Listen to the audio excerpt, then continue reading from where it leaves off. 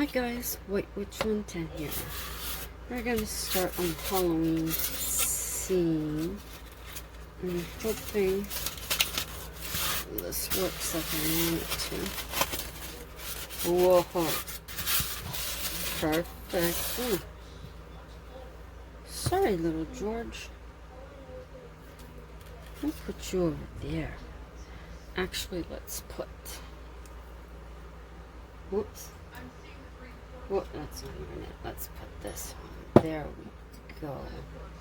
Okay. Put that pin down in here.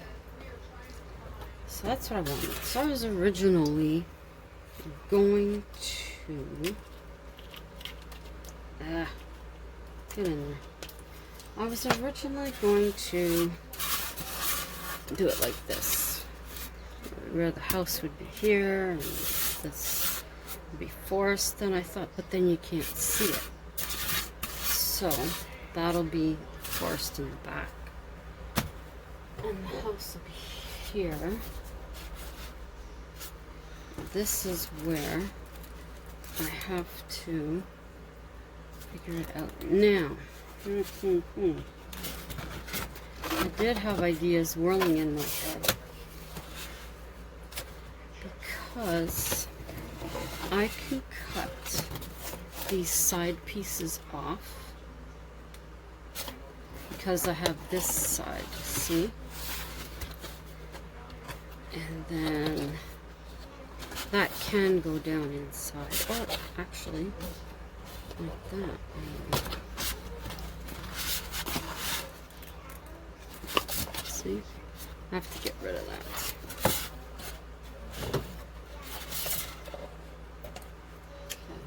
Okay. So these two sides I could use for something else. Maybe even to bring the roof up higher. Okay. And I had drawn this with a rounded part on it, but looking at the space I have, I don't think I can do that now. But so now what I'm going to do, stay there, paper. Okay, so that can go back here for the moment, because I will need hot glue. So we're going to paint this all black. Whoops. What can I say? Stay up there. Don't. Okay, I gotta move these two out of the way.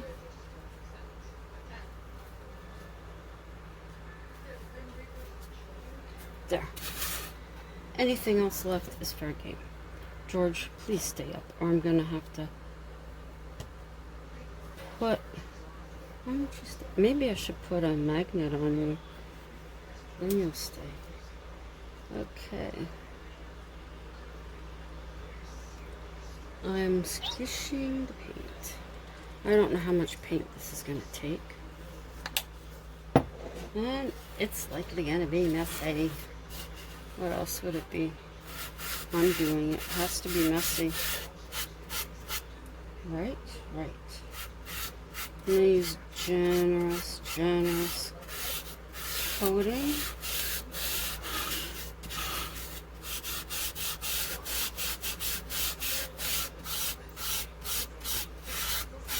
How was everybody's Thursday? I almost said Friday. Almost said Friday. Now today, actually at this time, so I believe it's after 7 now, hubby and I were downtown with family and a couple of friends. I believe we would have finished eating at Darcy McGee's. Love that place. And that's a pub restaurant downtown. And we were on our way Oh no, wait a minute, very short. Oh no, then we did. Sorry. Then we were waiting to go on the haunted walk. And 10 years ago tonight was our wedding rehearsal. So that's what we figured. Seeing as who we are, that would be the best thing to take people. Like, people go out for dinner and have some drinks and shoot the poop. But we had dinner. I don't know. Yeah, I guess we had a drink with dinner. And then we all went on the haunted walk after we ate. It was a lot of fun. We had our own group, of course. And not realizing it, which it'll be next year, unless, no, I don't think we have a leap year next year. Turns out it was Friday the 13th then. So they had a special night, of course, and you had questions to answer at a certain point when we were at the hostel. And they had a wheel, so if you got questions right, or as many of them right, then you got to spin the wheel. So my sister ended up winning a coupon for the haunted walk, and was it two friends? Yes. A coupon for us, for her, and 2 friends to go on the haunted walk. Well, since they don't live here, she gave it to us to use. And then my niece's husband, he ended up winning the haunted Ottawa book that the owner of the haunted walk had written. Of course, I knew he was there, and I wanted to get him to autograph it. What I should have done, because the woman said, oh, you can get that done another time. He's quite busy. What I should have done is I should have said, these people are from out of town. You know they're here as a wedding rehearsal thing. You know, couldn't you make an exception and get them to come here? But I didn't say that. That's okay. And then at the end of the night, we went to where their office used to be. And everybody but I think my sister came up the stairs, because there were a lot of stairs at the hostel to go up. And I think she was about ready to kill me. But, yeah, so we gave everybody a mug, a haunted walk mug, and a magnet. That was our gift. We said a little speech while we were up there, or I did, I should say. And then that was our evening. I don't know if anybody bought anything while they were there, but I think it'd be safe to say nobody else has had that type of an evening after a rehearsal dinner. But I don't believe they would have expected anything else of me. So it was enjoyable. This is covering pretty good. My hands are getting painted, but that's okay. More important to get this done. Now where I can see there's some spots, I'm just gonna squeeze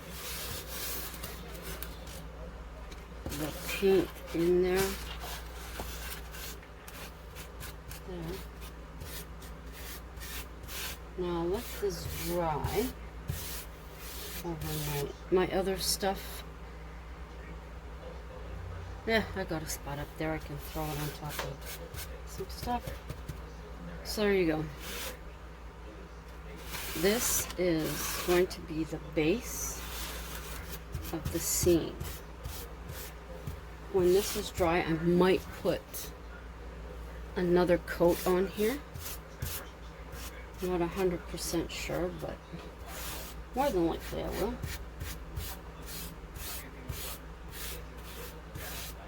So what I'll do from here, what I'll do from here is I'll start any twigs that I find. I think I have a couple here. Yeah, I do. Whoops. Come on. You don't want to let go of that one. Well, these are really thin, but they'll be all along here. So that'll start the little forest that I'm going to make. I want it denser than what my first one has. Definitely. But that's the start of it. I like it.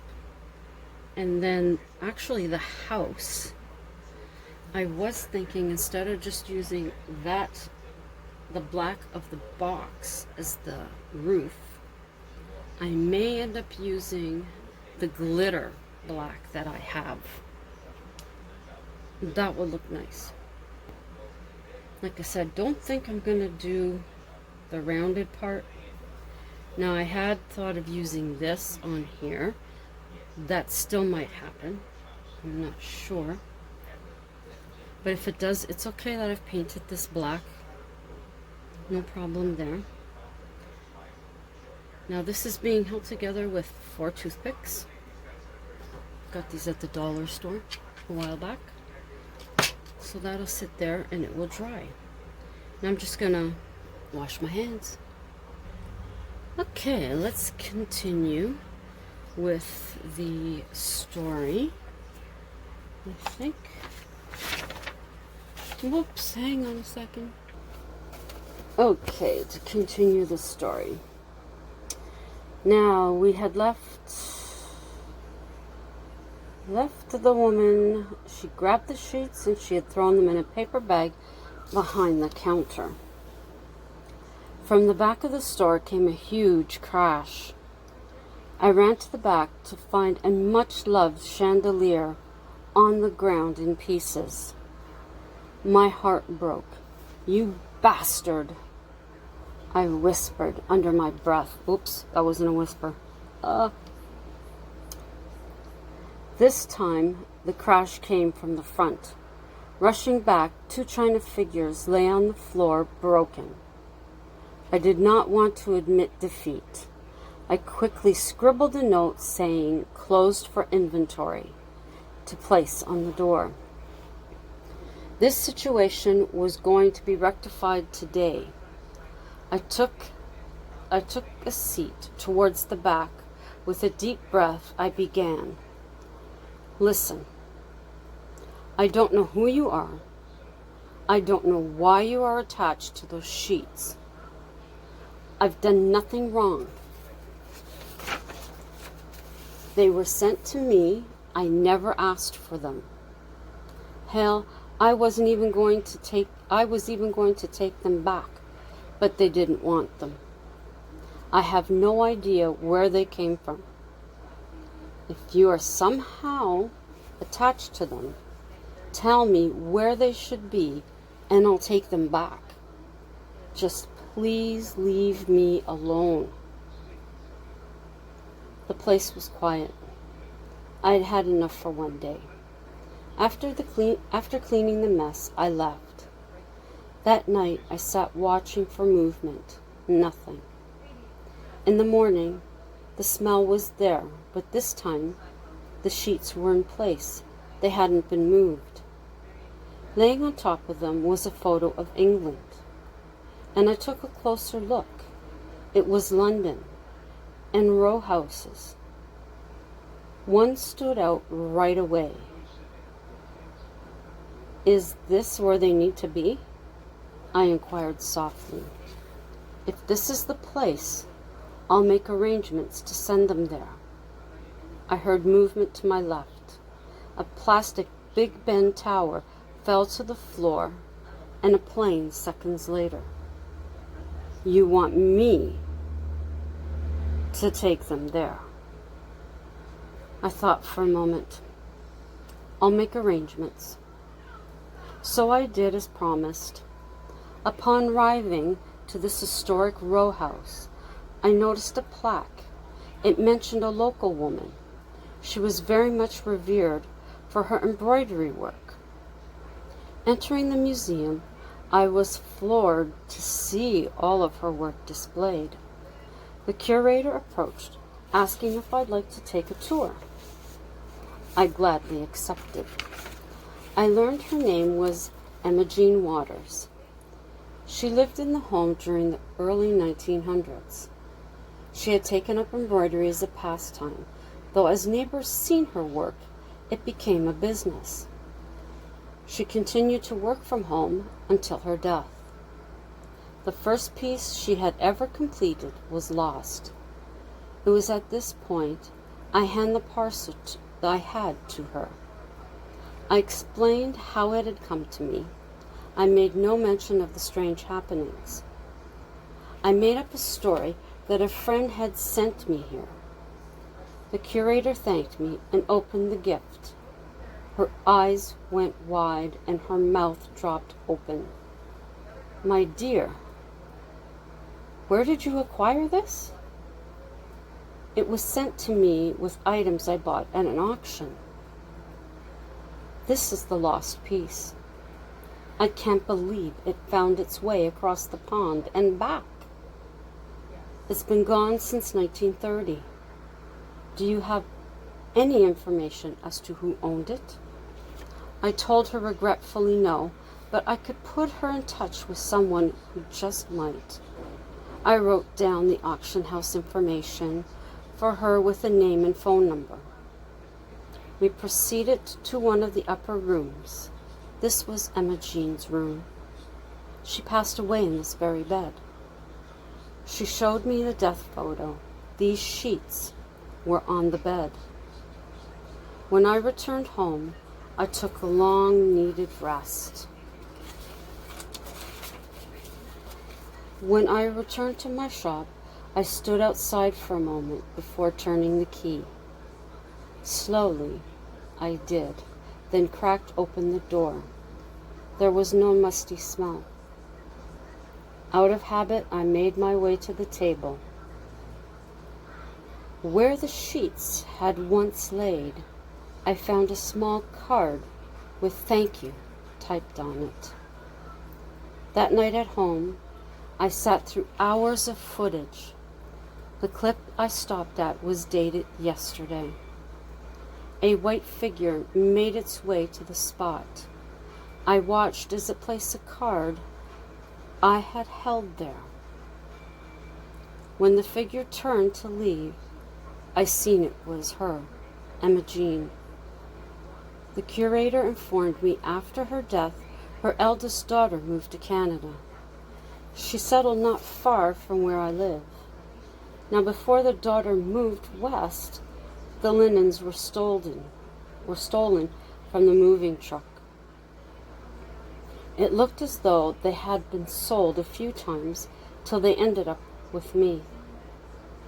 All this time, it was believed the sheets had never left England. Once again, she thanked me for returning them. Hanging up the phone, I smiled.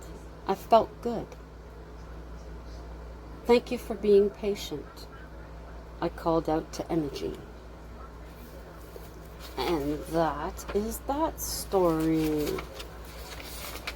Now I am working on another one that I have ripped up 4 times already. Actually, what has inspired it is a place I've never been to, and I will never, unfortunately, go to. But just through seeing it on video on YouTube, it's beautiful. And the place is Elmont.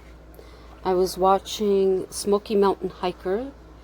I was watching his channel today, and his video on Elmont.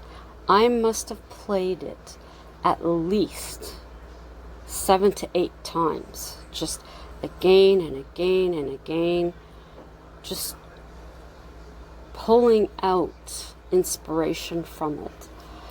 I absolutely adore this place and the cabins that are there.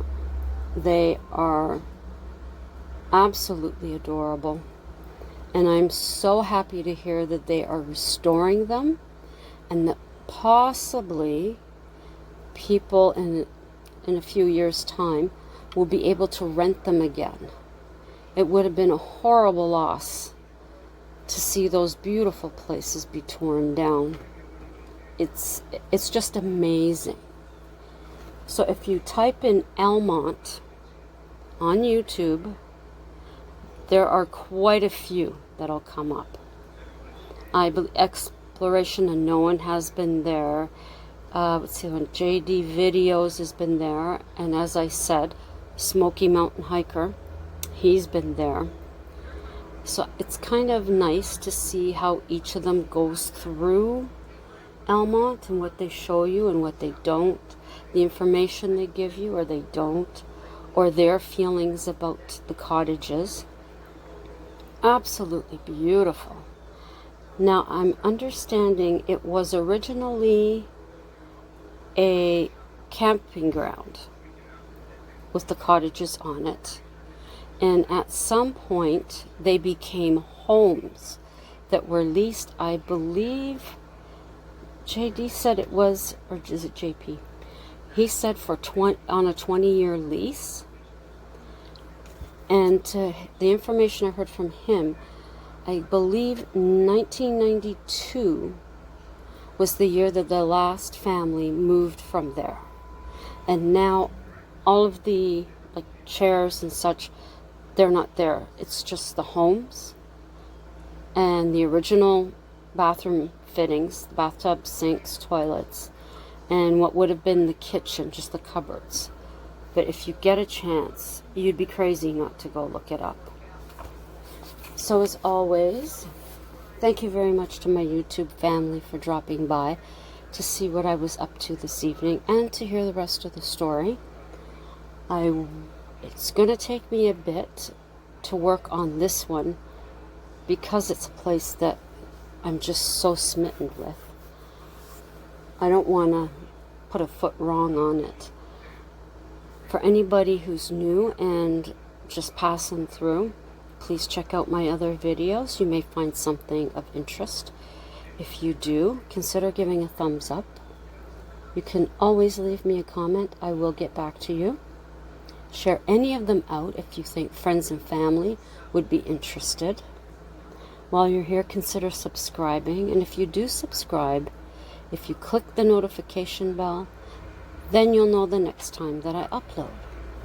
Now tomorrow actually is hubby. Oh, I'm just looking at something I had thought to show you. Hang on. Whoops. Okay, so this is going to take a bit, so I'm going to end this vlog, and then I'll just do a short one showing you something. Okay? Ciao for now. Hi guys, it's me. I told you I'd be back to show you something. Now any of you that are on our Facebook as a friend, I just posted some photos from that evening, the haunted walk. You can check those out.